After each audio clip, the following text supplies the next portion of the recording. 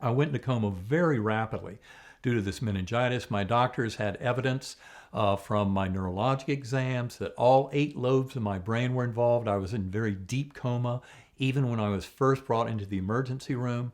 My Glasgow coma scale, which in a normal wake person would be 15, in a corpse would be 3. Any number below 9 is deep coma. The whole 7 days I was in coma, and especially the 5 days where most of the spiritual experience occurred, all were with a Glasgow coma scale of 6 to 7.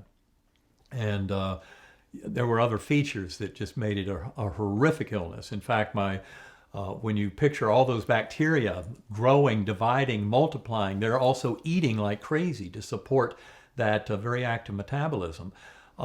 They eat the glucose, the sugar out of your cerebrospinal fluid, but then of course they eat your brain. In my particular case, my CSF glucose level was lower than any of the consultants had ever seen. That number is normally 60 to 80 in a normal person. In somebody with a severe bacterial meningitis, the CSF glucose might be 20. In my case, it was 1. So it doesn't take a big imagination to realize if all that glucose was already gone, the only thing left to eat was the surface of my brain and my brainstem, which is what those E. coli were going after. That's why it is such a perfect model for human death.